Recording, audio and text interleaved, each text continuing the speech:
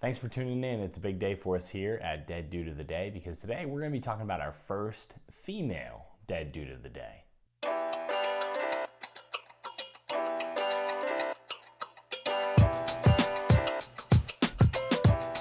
Welcome to Dead Dude of the Day, presented by Kingdom Lyceum. As always, I'm your host, Jeff Peterson, and today we're going to be talking about Joan of Arc.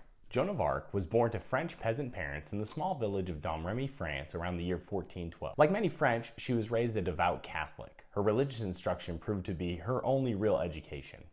Her family and village were loyal to the French throne, however, her village was dangerously close to lands held by the rival nation of England. Joan was born during the latter half of the 100 Years' War, which was an ongoing conflict between England and France over English territorial claims in parts of France. So the 100 Years' War is named appropriately because it lasted for 116 years. Now, hey, what are those 16 years? We'll just call it the 100 Years' War. I guess the 116 Years' War didn't sound as good in textbooks. At this point in the war, England had the upper hand, controlling several key territories and cities in France.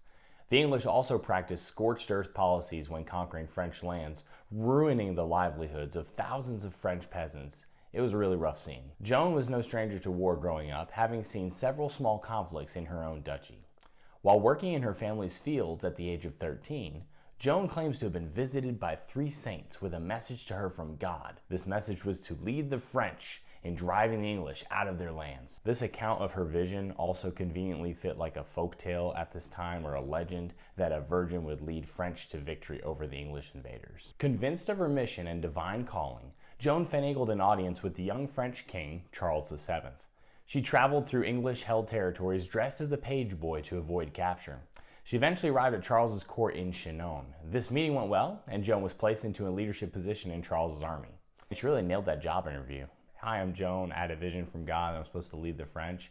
I have no military experience whatsoever. And Charles was just like, okay, yeah, let's go with it. Historians debate about whether Charles truly believed Joan's claims of a vision from God, but many believe that Charles VII recognized the power of her story and believed it would make her a symbol of hope for the beleaguered French. Regardless of his beliefs, Joan of Arc did do just that. Although she was excluded from military decisions at first, Joan of Arc proved her mettle during the battle to take back the city of Orleans. In this battle, Joan carried her banner fearlessly, and the Maid of Orleans, as she became to be known, rallied the French troops to victory despite taking an arrow to the shoulder early on in the fight. After victory at Orleans, Joan and the French were successful in taking several other towns from the English, further rallying the French and endearing them to Charles VII's rule. Joan suffered a blow to the head during one of these battles, but continued on further cementing her legend. If you're a French person at this time, you've got to believe in the legend of a young girl leading troops, surviving arrow shots and concussions. I mean, hey, maybe we can win this thing.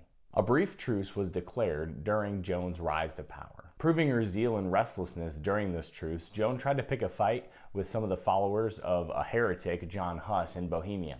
She even tried to enlist the English, her enemies in the 100 Years' War, in her fight against these heretics. Well, anyways, the truce eventually was broken and Joan went back to battle. In attempting to take back Paris from the English forces, Joan was shot through the leg with a bolt from a crossbow. The battle went equally as well for the French, as they were unable to defeat the English. While fighting in a small skirmish later, Joan was pulled from her horse and forced to surrender to a small English troop. She was imprisoned in a castle tower, where she actually ended up trying to escape by jumping 70 feet into a dried moat. 70 feet. She was later moved to a more secure prison before her trial. I guess a taller one, maybe? I don't know what made it more secure. I mean, she's clearly willing to jump at least 70 feet to escape. Anyways, Joan was tried in a church court as opposed to a legal one. She protested the fact that the court was made up entirely of English officials, and this protest, as you could probably guess, fell upon deaf ears. The court attempted to try her for heresy. However, heresy was not punishable by death on the first conviction, and they could only prove it one time. However, there was something they were able to try her for that was far more damning than heresy: cross-dressing. Joan was eventually convicted of cross-dressing due to her time traveling as a page boy to avoid capture, and she was burned at the stake on May 30th, 1431 at the age of 19. Joan of Arc, the Maid of Orleans, had a profound legacy on the French nation, despite her short time of influence. Her mission and passion as a peasant helped bring the conflict from a territorial dispute between entitled nobility to a quasi-religious war of French nationalism. France would eventually go on to win the 100 Years' War and emerge as a consolidated modern nation. And that's what makes Joan of Arc our first female dead due to the day. Thanks for checking us out today. Hey, thanks for watching Dead Due to the Day, presented by Kingdom Lyceum. It would really help us out if you, yes you, decided to hit the subscribe button and subscribe to our channel. You can even turn on the notification bell. That would also be helpful so you wouldn't miss any videos. At least hit the like button if you enjoyed this video or if it provided some value to your historical journey. And remember, be always learning.